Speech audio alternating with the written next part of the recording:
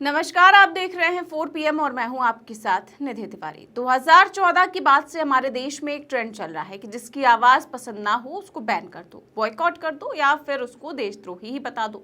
भाजपा के झोले में ऐसे लोगों के लिए कई सारे टैग हैं, जैसे देशद्रोही, पाकिस्तानी, खालिस्तानी, अर्बन नक्सल, भारत विरोधी आदि आदि।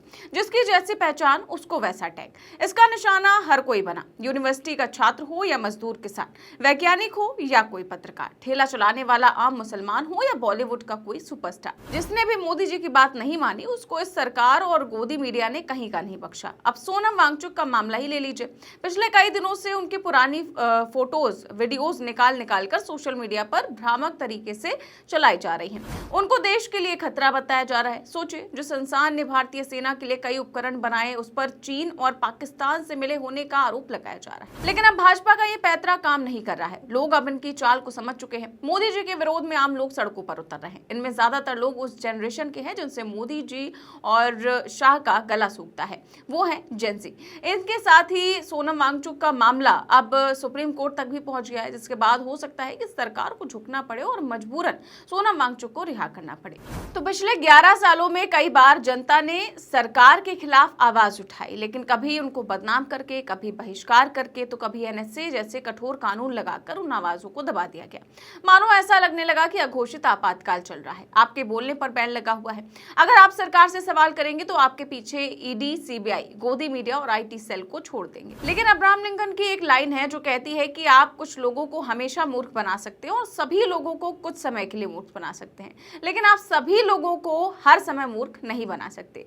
यही कारण है कि भाजपा का सोनम वांगचुक को एंटी नेशनल बताने वाला प्रोपेगेंडा अब काम नहीं कर रहा है। देश के कई हिस्सों में सोनम के समर्थन में लोग सड़क पर उतरने लगे हैं। अरुणाचल प्रदेश की कल रात की इन तस्वीरों को देखिए। आप देखेंगे कि शांतिपूर्ण तरीके से लोगों ने कैंडल मार्च निकाला है और विरोध प्रदर्शन हो रहा है और सोनम की रिहाई की मांग की जा रही है।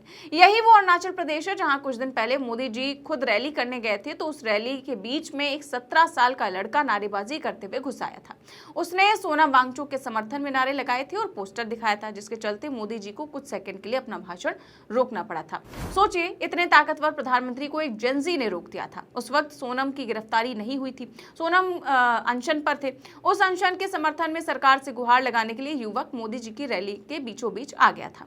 और आज वही मामला इतना बढ़ गया है कि अब ये विरोध सिर्फ अरुणाचल प्रदेश तक ही सीमित नहीं है, बल्कि द वायर में छपी इस रिपोर्ट को देखिए। इस रिपोर्ट के मुताबिक अरुणाचल प्रदेश ही नहीं बल्कि देश के अलग अलग हिस्सों से सोनम वांगचुक के सपोर्ट में लोग सामने आ रहे हैं। और गुरुग्राम, चेन्नई, हैदराबाद, बेंगलुरु और यहाँ तक कि यूपी के बरेली से भी सोनम के लिए आवाजें उठने लगी हैं। वहीं ये विरोध अब केवल सड़क तक ही सीमित नहीं है बल्कि सुप्रीम कोर्ट तक पहुंच गया है। जी हाँ, सोनम वांगचुक को रिहा करने की मांग को लेकर के उनकी पत्नी ने सुप्रीम कोर्ट का दरवाजा खटखटाया है। उन्होंने संविधान के अनुच्छेद 32 के तहत एक रिट याचिका दायर की है और इसकी जानकारी उन्होंने खुद सोशल मीडिया पर दी है। उनके पोस्ट में लिखा है कि सरकार उन्हें हिरासत आदेश की कॉपी तक नहीं दे रही है, ये खुला उल्लंघन है नियमों का। बता दें कि सोनम वांगचुक को 26 सितंबर को राष्ट्रीय सुरक्षा कानून यानी कि NSA के तहत गिरफ्तार कर राजस्थान की जोधपुर जेल में डाल दिया गया था। उन पर आरोप लगाया गया कि उन्होंने लद्दाख में हुए हिंसक विरोध प्रदर्शनों को भड़काया, जिसमें 4 लोगों की जान चली गई।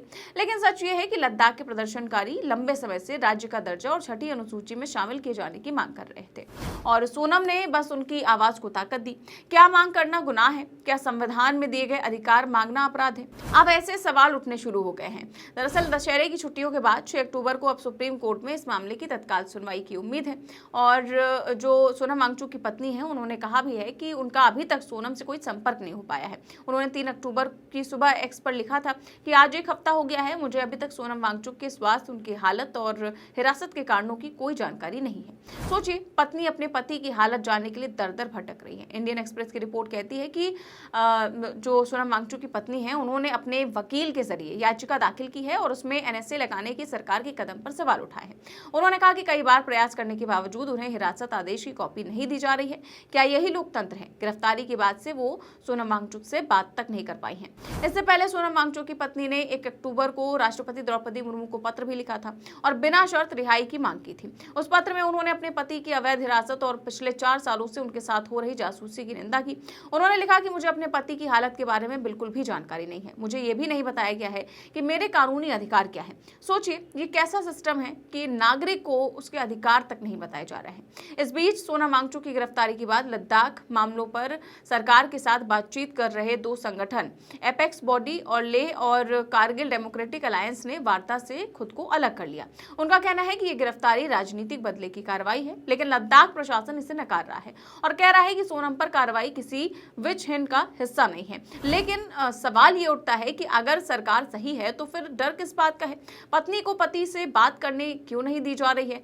ये सब साफ बताता है कि सरकार एक ईमानदार आवाज को दबाना चाहती है। और साथ ही साथ जो सोनम वांगचुक की पत्नी है, उन्होंने राष्ट्रपति को चिट्ठी लिखते हुए यहाँ तक कह दिया कि आप भी आदिवासी समाज से आती हैं, इसीलिए आप इस पीड़ा को समझ सकती हैं। उन्होंने वो चिट्ठी प्रधानमंत्री और लद्दाख के एलजी को भी भेजी। इसके अलावा आंगमो लगातार प्रेस कॉन्फ्रेंस करके सोशल मीडिया के जरिए लोगों से कह रही हैं कि उनके पति एंटी नेशनल नहीं है। उन्होंने कहा कि अगर मेरे पति की पुरानी तस्वीरें मोहम्मद यूनुस जैसे लोगों के साथ घुमा फिराकर बदनाम किया जा रहा है तो फिर मोदी जी खुद भी तो उनसे मिले थे। मतलब साफ है कि सोनम वांगचुक की पत्नी उनकी आवाज बन गई है और लगातार उनके लिए लड़ाई लड़ रही हैं।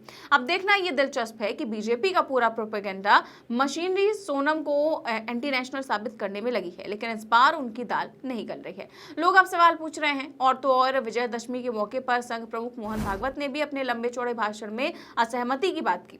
वही असहमति अगर सोनम वांगचुक करें तो वो देशद्रोही हो जाते हैं। यही दोहरा चरित्र है सरकार और उसकी विचारधारा का। मोदी शाह अपने खिलाफ उठने वाली हर आवाज को एनएसए जैसे कठोर कानून लगाकर दबाने की कोशिश करते हैं, ठीक वैसे ही जैसे कभी अंग्रेज इस देश में ऐसे कानून आजादी के लिए लड़ने वालों पर लगाया करते थे। जैसे भगत सिंह इस तरह के कानूनों को दमनकारी मानते थे क्योंकि अंग्रेजों ने इसका इस्तेमाल स्वतंत्रता आंदोलन को दबाने के लिए किया था। गांधी, तिलक, नेहरू सबको इसका शिकार बनाया गया। भगत सिंह ने कहा था कि ये कानून विरोध के संवैधानिक रूपों को भी दबा देता है। आज वही सोच भारतीय लोकतंत्र में लागू हो रही है। जो भी सवाल करे, जो भी आवाज उठाए, उस पर एनएसए लगा दो, देशद्रोही बता दो। फिलहाल इस पूरे मामले को लेकर के आप क्या सोचते हैं? हमें कमेंट बॉक्स में अपनी राय जरूर दें। चैनल को सब्सक्राइब भी करें और ज्वाइन भी करें। नमस्कार।